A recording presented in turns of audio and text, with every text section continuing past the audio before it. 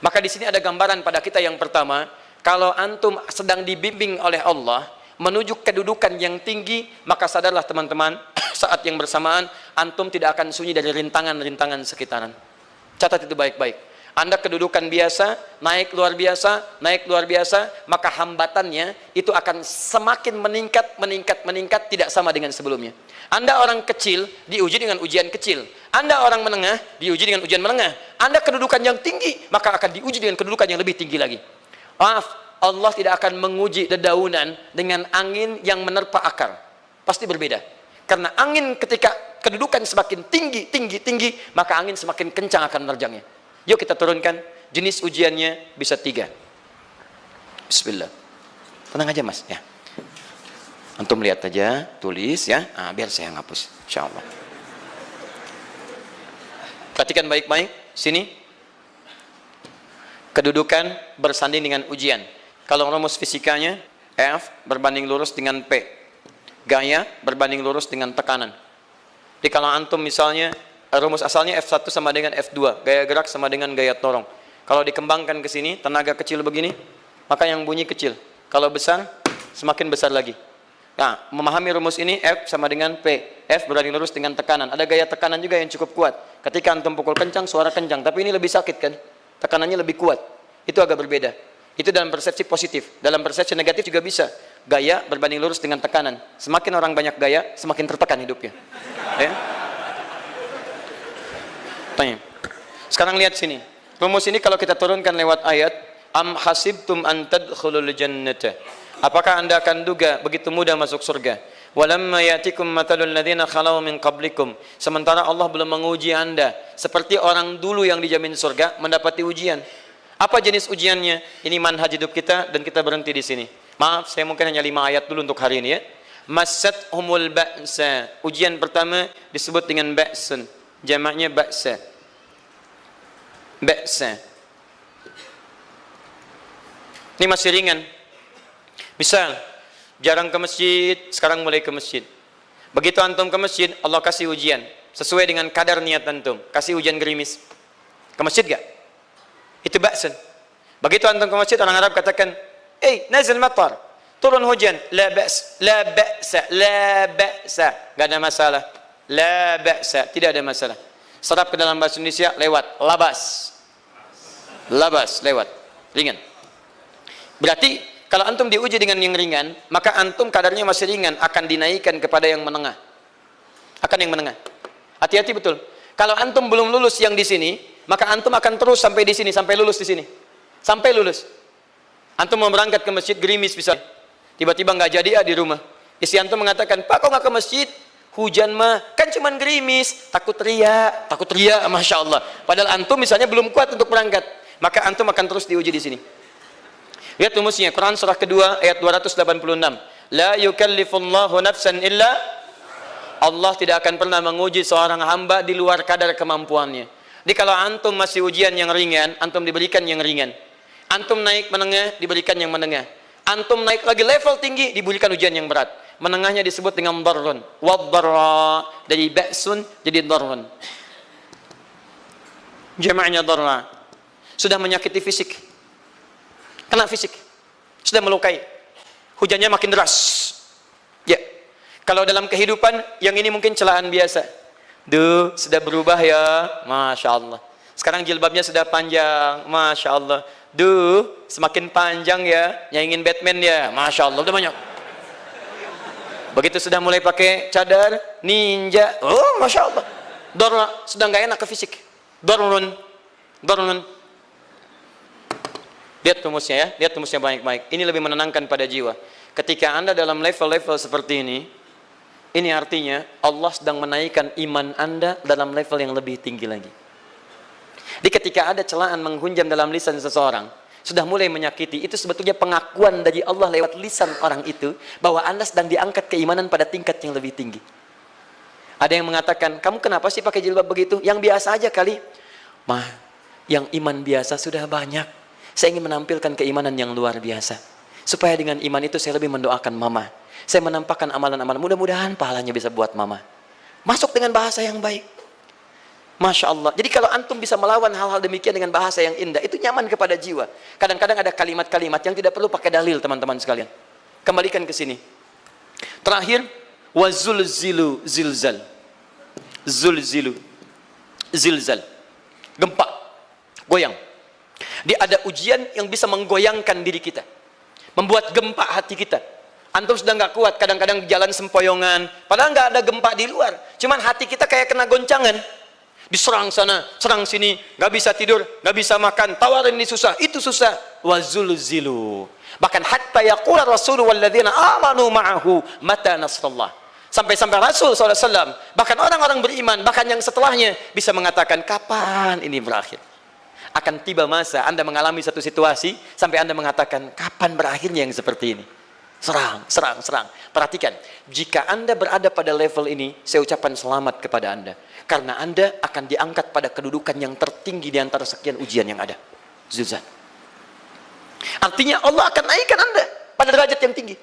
Karena hukum ujian tadi, la yukallifullahu nafsan illa wus'aha. Allah nggak akan menguji seorang hamba di luar batas kemampuannya.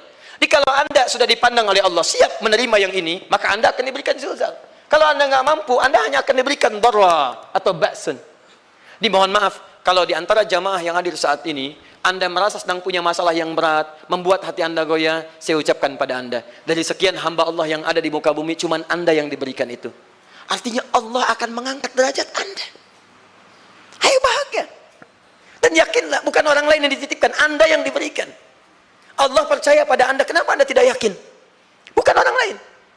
Jadi mustahil Allah memberikan ujian berat kalau Anda nggak sanggup. Karena cuma Anda yang sanggup, Anda yang dikasih. Makanya jangan mengeluh.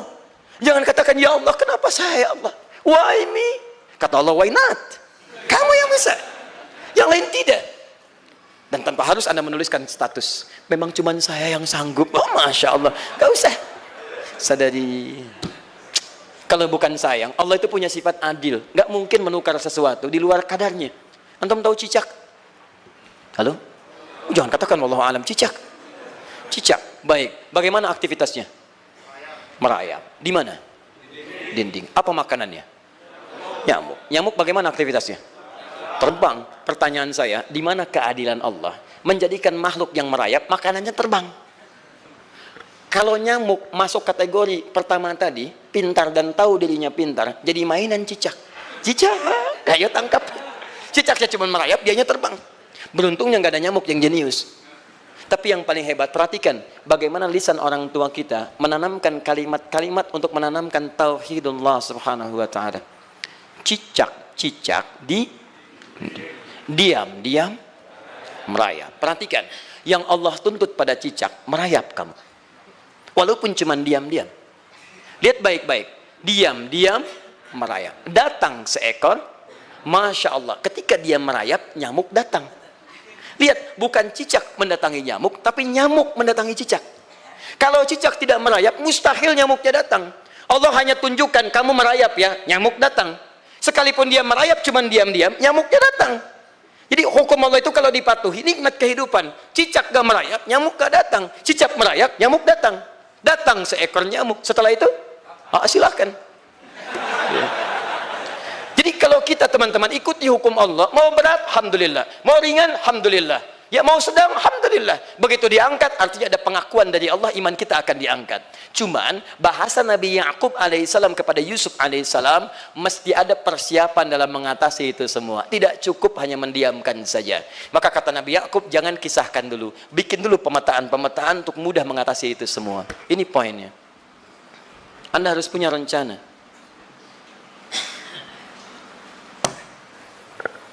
Maka Nabi Ya'qub menyiapkan, bekali dulu ini, siapkan itu. Kalau ambil ke aspek teori untuk kita sekarang, tafsir dari ini untuk menyelesaikan solusi di Quran surah kedua ayat 214 tadi, maka jawabannya ada di Quran surah ketiga ayat 142, paling kiri sebelah atas. Ini kanan sebelah bawah, ini kiri sebelah atas. Dan awal ayatnya dibuka dengan kalimat yang sama. Perhatikan, Al-Baqarah ayat 214 kalimatnya menggunakan am hasibtum an tadkhulul jannah. Ali Imran 142 am hasibtum an tadkhulul jannah. Yang Al-Baqarah itu ujiannya, walamma ya'tikum mathalul ladzina khalau min qablikum massathumul ba'sa wad-dharra waz-zulzilu. Yang Ali Imran itu solusinya. Am hasibtum an tadkhulul jannata walamma ya'lamillahu alladhina jahadu minkum wa ya'lamas sabirin. Saya tutup sampai sini dulu. Teman-teman perhatikan, walamma, sedangkan Allah ya'lamillahu alladhina jahadu minkum, belum melihat kesungguhan Anda untuk mengatasi berbagai persoalan kehidupan itu. Kalimat jahadu, akar katanya dari kata al-juhdu. Serius, sungguh-sungguh. Jadi kalau persoalan Anda ingin segera selesai, Anda mesti serius. Hei yang sedang kuliah, kalau mau cepat selesai kuliahnya, serius belajarnya. Pahami dengan baik. Kalau Anda nggak pernah serius, bagaimana bisa menyelesaikan pelajaran dengan baik? Hei yang sedang berumah tangga, kalau ingin baik rumah tangganya, serius dalam berumah tangga. Keluarkan hukum-hukum Allah, terapkan dalam kehidupan rumah tangga. Anda akan mendapatkan manfaatnya. Hei yang sedang berbisnis, serius dengan pekerjaan. Karena hanya orang serius yang bisa menghasilkan kekayaan-kekayaan yang terbaik. Serius dalam ibadah, karena ibadah melahirkan keberkahan dengan kekayaan yang Anda dapatkan dari titipan Allah Subhanahu wa taala. Ayo serius. Al-juhdu dibagi 3 bagian. 1, serius dalam merencanakan, disebut ijtihad namanya. Bikin rencana. Misal, maaf, tadi dalam keluarga, kalau diambil kedudukan Yusuf alaihissalam, antum tempatkan itu pada porsi pertama sebagai target. Misal, Yusuf diberikan kedudukan oleh Allah. Bagaimana anak saya punya kedudukan walaupun tidak sama dengan Yusuf alaihissalam? Cari, rencanakan, buat pemetaan. Di masa depan anak saya mesti punya kedudukan. Apa? Kalau dalam kedokteran, kedudukan dokter yang terbaik. Kalau dalam bisnis, pengusaha yang terbaik. Misal, kalau dalam pemerintahan, jangan tanggung-tanggung, jadi presiden, jadi itu. Anda turunkan kemudian pendidikannya dari situ. Ijtihad direncanakan. Masuknya lewat sini, lewat sini, lewat sini, lewat sini. Seperti kemudian, maaf, Hannah dengan Imran, rahimahumullah, merencanakan hasil yang terbaik untuk Maryam, bahkan sejak dalam kandungan. Quran surah ketiga Ali Imran dari ayat 35 sampai 37, paling kiri pertengahan sampai bawah. Idz qalat imra'atu Imran rabbi inni nazartu, bahkan nazar. Nazartu ma fi batni muharrara, saya bernazar anak saya yang lahir ini akan punya kedudukan dekat dengan Allah Subhanahu wa taala. Di sejak bayi direncanakan. Mau jadi apa? Setelah itu apa? Jihad. Jihad itu kesungguhan dalam mempraktekkan, mengaktualisasikan konsep yang sudah dibuat. Jangan sampai cuma berdoa, tapi doanya tidak disandingkan dengan ikhtiar, nggak nyambung. Makanya ketika lahir ada jihad, jihad dengan doa. Falamma wada'at saqalat rabbi inni wada'tuha untha, ayat 36-nya. Wallahu a'lamu bima wada'at wa laysa dzakaru kal untha. Lihat, wa inni sammaituha Maryam wa inni u'idzuha bika wa dzurriyyataha minasyaitonir rajim. Doa. Setelah berdoa apa? Teruskan. Bagian akhirnya ayat 37-nya. Maaf teman-teman, tidak cukup dengan doa. Karena Maryam masih dekat dengan Allah, punya kedudukan, dia mesti dirawat oleh orang yang paling saleh. Cari Nabi Zakaria, orang saleh. Mesti merawat. Tempatnya masih netral dari keburukan, bikin mihrab. Jadi tempat dibuatkan, orang saleh merawat, doa dipanjatkan. Doa berbanding lurus dengan ikhtiar. Apa yang terjadi? Ayat 37-nya. Fataqabbalaha rabbuha biqabulin hasanin wa ambataha nabatan hasana. Maka Allah Subhanahu wa taala menerima usaha orang tua ini. Doanya diterima, ikhtiarnya diterima. Jadi kalau antum mengambil ayat tadi, diterapkan dalam kehidupan, rencanakan teman-teman sekalian. Anak mau sekolah di mana? Mau jadi apa? Turunkan ke bawahnya. Oh, dia mau jadi dokter, dokter yang hafal Quran, turunkan. Pendidikannya di sini, di sini, di sini, di sini sampai paling kecilnya. Siapa gurunya yang dekat dengan Allah? Sekolahnya yang menjauhkan dari hal-hal keburukan, sampai satpamnya soleh, securitynya soleh, koperasinya orang-orang soleh, gurunya orang-orang soleh. Hadirkan. Kalau ikhtiarnya sudah nyambung dengan doa, maka fataqabbalallah, qabbalallah. Taqabbalaha rabbuha. Diterima Maryam, antum diterima. Di kadang-kadang yang nggak nyambung nih begini, doanya nggak nyambung dengan ikhtiar, itu masalahnya. Ya Allah mohon ya Rabb, jadikan anak saya rajin sholat, hafal Al-Quran, tapi ditempatkan di sekolah yang tidak pernah mengajarkan sholat, nggak nyambung. Ditempatkan di tempat yang tidak pernah mengajarkan Quran, tidak nyambung. Nggak ada kesamaan di situ. Maka Nabi Ya'qub alaihissalam memberikan gambaran kepada anaknya, nah, kamu akan punya kedudukan begini, hati-hati, setiap ada kedudukan akan ada rintangan, kamu harus punya rencana untuk merencanakan solusi-solusi terbaik untuk itu. Kemudian yang terakhir, ini yang paling hebat, mujahadah, perjuangan melawan emosi. Karena tidak sedikit tantangan itu, maaf, yang berat itu bukan menghadapi fisiknya, tapi menghadapi diri kita sendiri. Mau ke masjid, malas, itu yang susah dihadapi dibandingkan dengan hujan. Hujan ada payung, malas mau pakai apa? Maaf, menurun, semangat turun, malas datang, kecewa datang, pesimis datang, lawan, namanya mujahadah. Gabungkan ketiganya, isi dengan sabar. Wa ya'lamas sabirin. Manhaj itulah yang diberikan kepada Yusuf sehingga Yusuf nanti mengalami tahapan-tahapan kehidupan sampai dengan beliau mencapai puncak tertinggi, disebut kemudian menjadi Al-Aziz, dan disitulah kemudian terbukti mimpinya setelah 40 tahun atau 80 tahun disebutkan dalam satu riwayat, maka terbuktilah mimpi ini punya kedudukan, bapak ibunya beserta saudara-saudaranya sujud di hadapan Yusuf alaihi salam. Teman-teman, ini baru 5% dari pengajaran yang ada di surah Yusuf. Masih banyak hal yang lainnya. Bagaimana ketika mohon maaf bertemu dengan saudaranya. Saya kasih bocoran sedikit. 10 orang rapat di satu tempat untuk mencelakai Yusuf. Setelah mereka menyimpulkan bapaknya itu lebih perhatian kepada Yusuf. La Yusufu ahabbu ilaina. Yusuf itu lebih dicintai dibandingkan kita pada diri bapak kita. Bapak kita salah nih. Bapak kita salah. Masya Allah. Bapak kita sesat nih. Ya, inna abana lafi dhalalim mubin. Bapak kita sesat banget nih. Salah bapak nih. Ya harusnya kita yang dicintai, kita lebih kuat. Wa nahnu usbah, kita lebih hebat dibanding dia. Rapat teman-teman. Yang hebat begini, 10 orang rapat. Diajukan usulan untuk membunuh Yusuf. Saya mau tanya pada antum, kalau 10 orang rapat, 9 mengusulkan A, 1 mengusulkan B. Kira-kira yang diterima secara quorum 9 atau 1? 9. Ini bisa tertukar. Tertukar. Pembunuhan diusulkan, 9 orang condong. 1 orang mengusulkan, la taqtulu Yusuf, jangan bunuh Yusuf. Alqihi fi ghayabatil jubbi, yaltaqithu ba'd as-sayyarah. Cukup lemparkan dia ke tempat gelap. Kemudian di tempat itu akan lewat para kafilah, dia diambil dan menjauh dari kita. Yang penting kan Yusufnya nggak ada, supaya dosa kita nggak berat-berat amat. Yusufnya ambil, itu kan tujuan kita. Lihat baik-baik. Biasanya setan kalau sedang melakukan sesuatu itu nggak akan nanggung, nodong bisa pembunuhan. Lempar bisa perampokan. Tapi ini yang aneh, kenapa 9 orang yang untuk membunuh itu tiba-tiba belok menyepakati rencana yang pertama? Yang 1 orang.